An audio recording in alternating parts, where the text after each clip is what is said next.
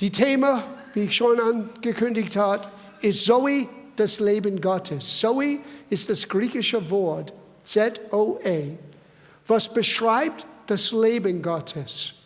Und in den vergangenen Wochen, wir haben 3 unterschiedliche Worte übersetzt Leben in dem Neuen Testament kurz angeschaut.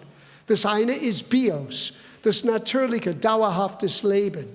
Das zweite ist Psyche, das ist der Seele oder der Persönlichkeit, wo wir Wahrnehmungen, wo wir Gefühle verarbeiten. Das ist Psyche. Aber Zoe ist etwas ganz Besonderes. Und wir beginnen dort, wo wir jede Woche begonnen haben, in Johannes Kapitel 10, Vers 10. Der Dieb kommt nur zu stehlen, zu töten und zu verderben. Ich bin gekommen, damit wir Menschen Leben haben. Und dieses Wort in der Urtext ist Zoe, Leben wie Gott es lebt. Das ist nicht nur, dass wir ein bisschen im Leben irgendwie über die Runde kommen. Nein, das ist der Fülle von Leben, mehr als wir begreifen können. Und sogar, ich bin gekommen, damit sie Leben haben, ein Leben in der Fülle oder Leben in Überfluss. So, du bist nicht berufen, ein überflüssiges Leben zu führen. Nein, du bist berufen, ein Leben in Gottes Überfluss auszuleben. Aber wir lernen, das ist ein Prozess, wie wir in diesen Zoe-Leben hineinkommen. Wir empfangen das in dem Moment, wo wir sagen, Jesus, ich möchte dich kennen, komm in mein Herz. Die Bibel nennt das, von Neuem geboren zu sein. Gott gibt uns einen neuen Geist, gibt uns ein neues Herz. Und Zoe-Leben ist uns gegeben. Aber Zoe-Leben muss ausgelebt. Und das ist ein Prozess. Und so, wir haben in der 2. Woche gelernt, es gibt einen hohen Preis für einen niedrigen Lebensstil. Wenn wir wollen, selbst klammen an dieses ich-bezogene, natürliches Leben, wenn wir wollen nur alles auf der Bios oder Psyche ausrichten, es gibt einen hohen Preis. Wir verlieren die Möglichkeit in das hohe Leben, dieses großartige Leben, die Jesus für uns vorbereitet hat. Wir verlieren jetzt das auszuleben. Und das ist eine Tragödie. Es gibt ein hohes Leben, die Gott vorbereitet hat für jeden Christ. Wir haben in der 3. Woche gesehen, wir müssen, damit dieses hohes Leben rauskommen kann, die Gedanken Gottes erkennen. Die Bibel nennt das die Erneuerung deiner Seele, deiner Psyche, deinen Gedanken, deine Überlegungen. Gottes Wort ist fähig, unsere Seele, unsere Psyche zu verändern, zu retten ist das Wort, heilen, ganz zu machen. Und das ist notwendig, damit wir Zoe-Leben ausleben können. Und in letzter Woche, wir haben begonnen zu lernen, wie wir Zoe ergreifen.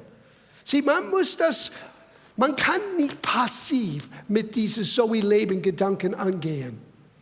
Man muss agieren sein. Ergreife, hat Paulus gesagt, ergreife das ewige Leben. Und dieses Wort ergreifen ist ein sehr proaktives Wort. Du kannst nicht nur in die Kirche kommen, hinsetzen, die Bibel gelegentlich lesen, ab und zu beten und denken, dass du wirst Zoe ausleben. No. Es muss dein Ziel sein im Leben, nicht deinen Job, nicht deinen Pläne und deinen Dienst. No, Zoe muss das einen alles sein. Und dann alles andere passt hinein in Gottes Ordnung. Und diese Woche, wir wollen weitergehen. Wie kann ich das Leben, das Zoe-Leben ausleben? Letzte Woche ergreifen. Wir haben 3 Dinge gelernt. Entwickle ein gesundes, neues Selbstbild. Entschließe dich und entscheide dich, nicht konform zu bleiben, wie alle anderen sind. Nein, du bist einzigartig. Eigenartig auch und einzigartig. Und das muss man akzeptieren. Gott hat mich so geschaffen. Sieh, Gott möchte deine Psyche, deine Persönlichkeit nicht wegwischen. Er will nicht, dass wir alle Roboter sind. Wir alle sehen aus, wie unsere Vorstellung ist von einer sogenannten geistlicher, reifer Person. Du bist ganz einzigartig geschaffen. Und deine Persönlichkeit ist kostbar. Und Gott möchte durch deine Persönlichkeit etwas Außergewöhnliches tun für andere Menschen. So, du musst das akzeptieren und erlauben, dass die Ecken und Kanten, die wir alle haben, Gott schleifen können. Ja? Und meistens benutzt unsere Beziehung miteinander, aber das war letzte Woche. Und dann das Dritte, was wir letzte Woche gesehen haben, wir müssen die Festungen niederreißen. Die Dinge in unserer Gedankenwelt, die uns in einer Art Käfig halten. Wir müssen rauskommen, die Männer und Frauen Gottes zu sein, die Gott in uns sieht. Weil das sind wir. Und jetzt, wie kann ich das ausleben? Wir gehen zurück zu 2. Petrus. Vergesse nicht, 2. Petrus war der Schlüsselgedanke für wie kann ich dieses Zoe-Leben ergreifen. Dass Gott uns teuersten und kostbaren Verheißungen gegeben haben, damit wir teilhaft sein dürfen an der göttlichen Natur. Das ist der Wesen Jesu. Damit das Leben Jesu, das Zoe-Leben in uns Menschen sichtbar sein kann. Deswegen hat Gott uns teuer und kostbaren Verheißungen gegeben. Und jede Verheißung Gottes ist, was wir gelernt haben letzte Woche, Ja und Amen. Und Amen heißt nicht das Ende. Der Pastor ist fertig, er sagt Amen. No, Amen heißt, so sei es. Und durch diese Verheißungen können wir mehr und mehr Gott erkennen, wie er wirklich ist und mehr Gottes Leben in uns aktiv erleben. Zoe fließt durch uns durch. Aber der nächste Satz, Vers 5, das ist unser Ziel. Weil ich werde heute Morgen etwas hoffentlich zerplatzen, die leider zu viel in unseren Köpfen ist. Und das ist unsere Fehlhaftigkeit. Es ist gut zu erkennen, dass wir fehlhaft sind. No question. Keiner von uns ist fehlerfrei. Aber dass wir den Messlatte so niedrig stellen, dass wir ein bisschen auf diese Messlatte lehnen und sagen, well, ich bin nur Mensch. Wir alle machen Fehler. Und das wird zu unserem Lebensstil sein, ist nicht, was Zoe und was Gott meinte mit Zoe leben. Diese Passage wird uns beibringen, wie du immer leben kannst, ohne zu, wie es heißt, straucheln oder zu fallen oder zu versagen. Ist das ein cooler Deal? Möchtest du lernen zu leben, ohne dass du Blödsinn wieder machst? Oh, Herr. Es soll und muss unser Lebensziel sein. Wir können vergeben sein, mit uns selber, mit anderen, weil wir alle fehlhaft sind. Gott benutzt fehlhafte Menschen. Aber es ist eigentlich fast eine Beleidigung Jesus gegenüber, zu sagen, weil wir fehlhaft sind, wir bleiben fehlhaft. Er ist gekommen, uns einen neuen Lebensstil zu geben. Und hier, wir werden lernen, wie Zoe ausgelebt sein kann. Ich nenne das der großen Sieben, the big seven. Wenn du diesen großen 7 Aspekten von Zoe-Leben, diese Bausteine, wie ich sie genannt habe, in deinem Leben täglich, ganz bewusst auslebe, du wirst eines Tages merken, ich mache nicht immer so die alten Fehler wie früher. Ich bin nicht so ungeduldig wie früher. Ich bin nicht so reizbar wie früher. Ich bin nicht so selbstunsicher wie früher. Wow, komm, schauen wir das an. Vers 5. 2. Petrus, Kapitel 1, Vers 5. So, setze nun all euren Fleiß zu dem hinzu. Zu dem was? Zu den Bemühungen, Gott zu kennen, durch seine Verheißungen und diese Verheißungen als Teil unserer Lebensstil zu machen. Nebst all dem, reichte da in eurem Glauben. Sieh, die Verheißungen Gottes sind nur erlebbar durch den Glauben. Alles, was Gott uns gibt, ist uns geschenkt durch Gnade. Gnade ist unverdiente Gunst. Oder wie ich das so oft sage, Gottes Liebe an uns, trotz uns. Und diese Gnade aber ist nur uns vermittelt durch den Glauben. Gerettet sind wir durch den Gnade vermittels des Glaubens, heißt das in der Schlachterübersetzung. Epheserbrief, Kapitel 2, vermittels des Glaubens. Wir können uns selber nicht retten. So diese Rettung ist ein Geschenk von Himmel. Es ist Gottes unverdiente Gunst. Aber das kann nur erlebbar sein, wenn jemand das proaktiv nimmt und sagt, Jesus, sei du jetzt der Herr meines Lebens. Das ist Glaube. Glaube ist eine Art. Es ist nicht eine gedankliche Zustimmung. Es ist nicht ein passiver Lebensstil. Ja, das glaube ich schon. Aber das endet mein Montag nicht. Das ist nicht biblischer Glaube. Biblischer Glaube ist die völlige Überzeugung, dass Dinge, die anderen nicht sehen, ich sehe sie schon. Wo sehe ich sie? Hier, in der Verheißung Gottes. So mit deinem Glauben, da in eurem Glauben die Tugend. In der Tugend aber in die Erkenntnis. In der Erkenntnis aber die Enthaltsamkeit. In der Enthaltsamkeit aber die Ausdauer. In der Ausdauer aber die Gottseligkeit. In der Gottseligkeit aber die Brüderliebe. In der Brüderliebe aber die Liebe zu allen Menschen. Denn wo solches reichlich bei euch vorhanden ist, wird es euch nicht müßig noch unfruchtbar machen für die Erkenntnis unseres Herrn Jesus Christus. In anderen Worten, dein Leben wird immer mehr und mehr nicht fruchtbar, sondern fruchtbar. Mehr und mehr fruchtbar. Mehr und mehr fruchtbar. Das ist das Ziel Gottes.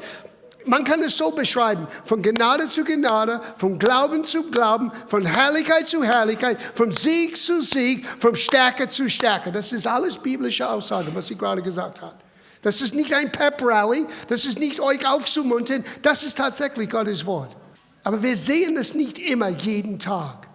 Und es hat zu tun mit unserem Verständnis und unserem Fleiß, unserer Bereitschaft, dran zu bleiben mit diesen großen 7 Aspekten, Bausteinen, die eigentlich so ein Leben erlebbar macht, real macht. So lass uns diese 7 Dinge nochmal anschauen. Der Glaube, ein festes Vertrauen an die Güte Gottes. Das ist meine persönliche Definition. Dass wir durch das Wort Gottes bekommen haben.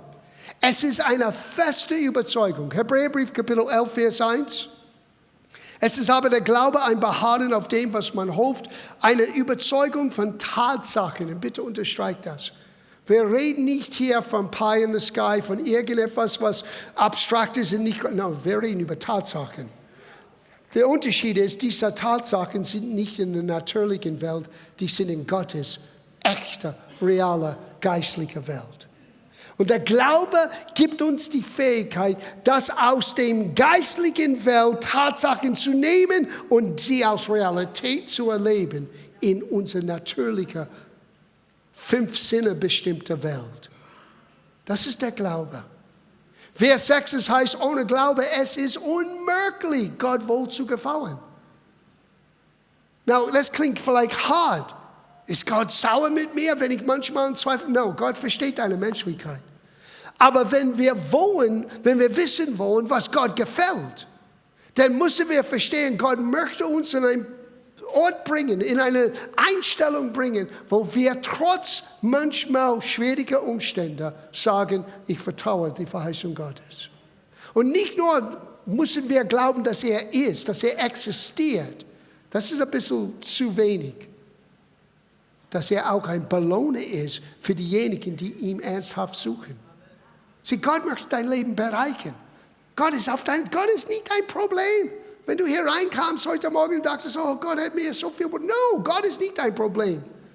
Gott ist die Antwort auf deine Herausforderungen, die Antwort auf deine Probleme, die auftauchen.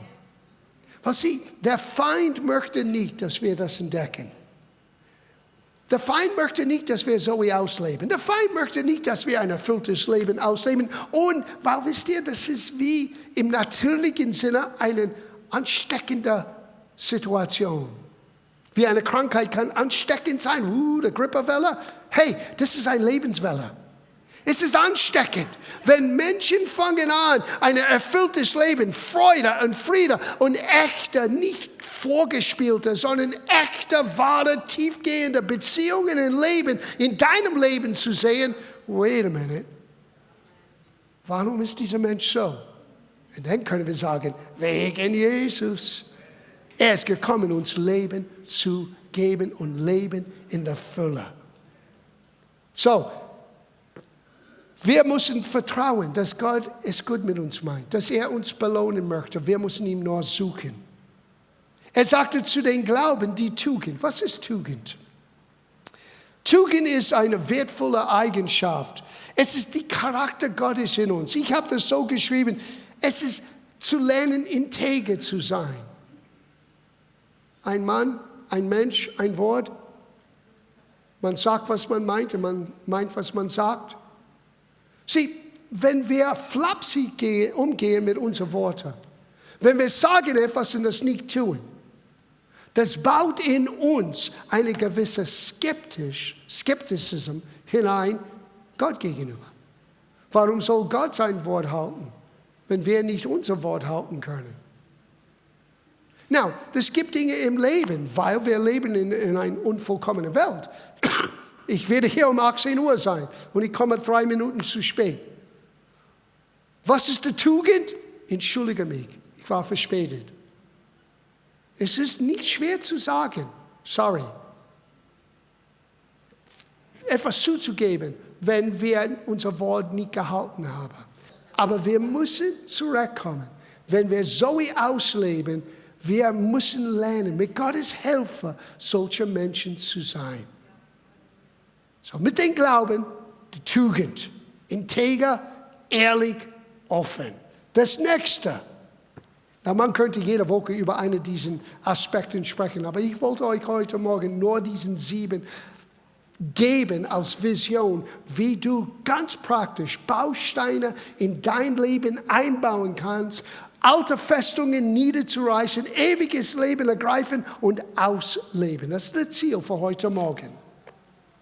Der nächste, Erkenntnis.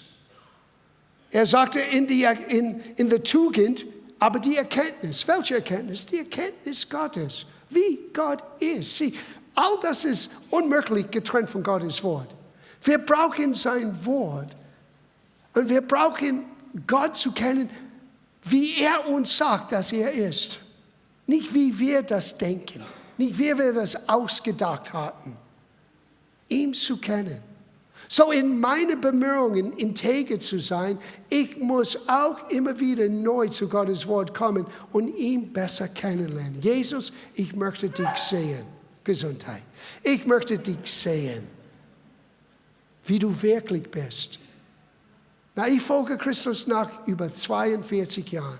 Und ich bete täglich, immer noch, Herr, ich möchte dich sehen, wie du wirklich bist. Weil ich weiß, es gibt Aspekte, die ich noch nicht gesehen, verstanden und erlebt habe.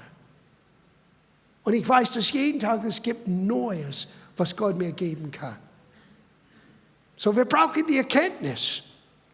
In die Erkenntnis, aber die Enthaltsamkeit. Oh, that's a good one. Selbstbeherrschung. Und für die ein bisschen heißblutig sind, wie uns südländische Italiener sind, die Bayern sind ein bisschen mehr dickköpfiger. Es ist schon etwas hier, wo man wirklich in den Spiegel schauen muss. Es gibt eine Schriftstelle für uns alle, 2. Timotheusbrief, Kapitel 1, Vers 7. Viele von euch kennen das. Aber in dieser Hinsicht, hört es gut zu.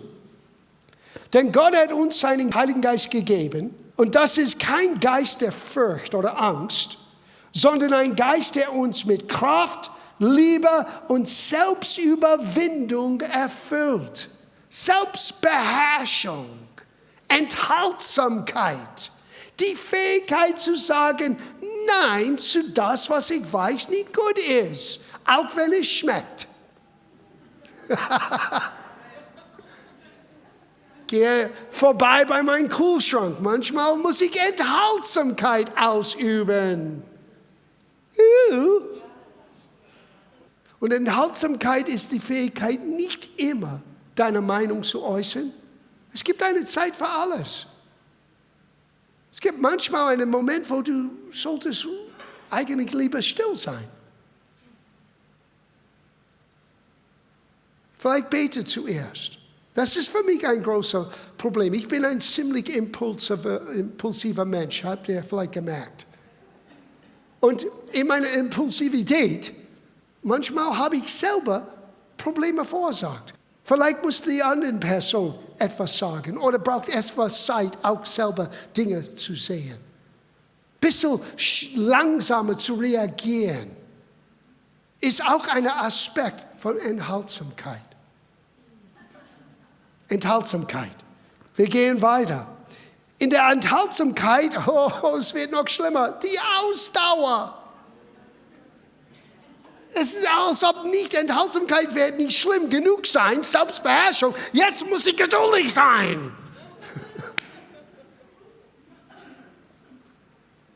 Oh mein, der Geduld. Hebräerbrief Kapitel 10, Vers 35.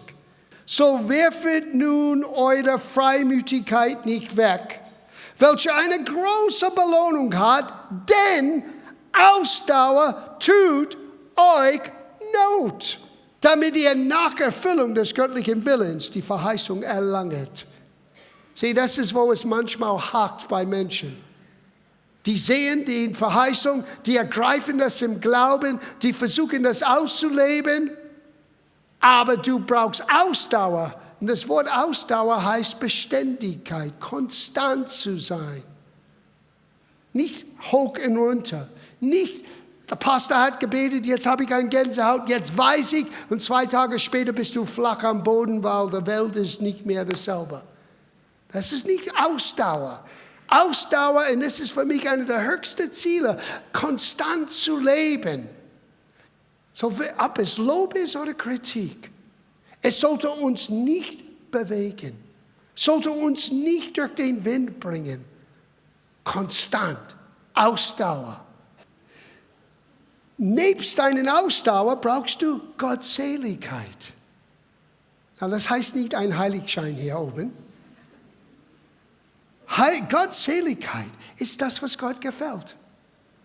Sieh, diese Bausteine sind eigentlich verknüpft miteinander.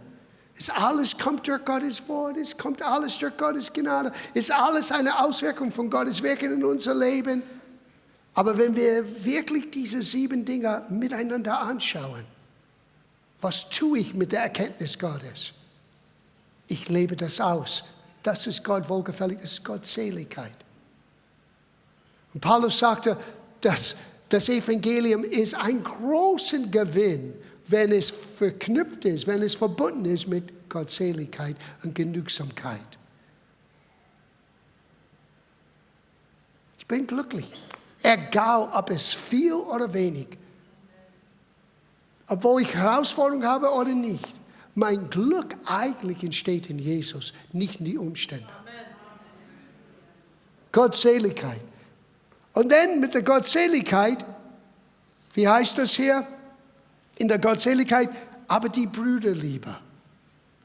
Und jetzt kommen wir zu dem wichtigsten Aspekt von allem. Das kann passieren in uns Christen. Weil wir sind nicht mehr motiviert von der Liebe, wir sind mehr von der Gerechtigkeit ausgegangen, was richtig ist. Und Gerechtigkeit ist ganz wichtig. Aber Gerechtigkeit, das Wort ohne Liebe, bringt nichts hervor, nichts Positives hervor. Und wenn wir hier in die Gemeinde nicht Brüderliebe, nicht Geschwisterliebe ausleben können, wenn du hast Probleme, Menschen wirklich vom Herzen zu lieben, trotz aller Unterschiedlichkeiten, Ecken und Kanten, wie schaffst du das draußen? Mit bedingungsloser Liebe. Eigentlich ist es ein bisschen einfacher, Brüderliebe auszuleben als Agape-Liebe. Gott möchte, dass wir alles, Brüderliebe und Agape-Liebe, immer, wo immer wir sind, ausleben. Na, wir kommen hier zu den Abschluss und jetzt bin ich gleich fertig. Vers 9, 2. Petrusbrief. Wer aber solches nicht hat, der ist blind und hat die Reinigung seiner ehemaligen Sünden vergessen. So, wir reden hier über uns Christen. Wir reden nicht über Menschen, die Gott nicht kennen. Du kannst ein blinder Christ sein. Du kannst sogar eine Christ sein, die neue Brille braucht. Kurzsichtig bist du. Darum, meine Brüder oder meine Geschwister, wiederum befleißigt, nochmal diesen Anspornung, Fleiß, euch desto mehr eure Berufung und Erwählung festzumachen. Denn, wo ihr solches tut, werdet ihr niemals straucheln. Niemals. Wer solches tut, wird niemals straucheln. Sagt das mit mir. Wer solches tut, wird niemals straucheln. Nochmal. Wer solches tut, wird niemals straucheln. Now, hier kommt der Oberhammer. Schreib deinen Namen drin für niemand. Wenn John das tut, wird John nicht straucheln. Wow. Ich kann lernen zu leben, ohne einen Fehltritt zu machen, ohne zu straucheln, ohne unsicher zu sein. Yes. Aber du brauchst Fleiß. Du brauchst das zu ergreifen. Und im Grunde genommen, du musst auch wissen, Gott ist diejenige, die das alles bewirkt. In dir, durch dich. Weil er möchte dein Leben benutzen für andere. Mein letzter Punkt für heute Morgen ist für nächste Woche. Ja, das bleibt geheim. Wir sind fertig für heute Morgen. Dankeschön. Wir sind fertig.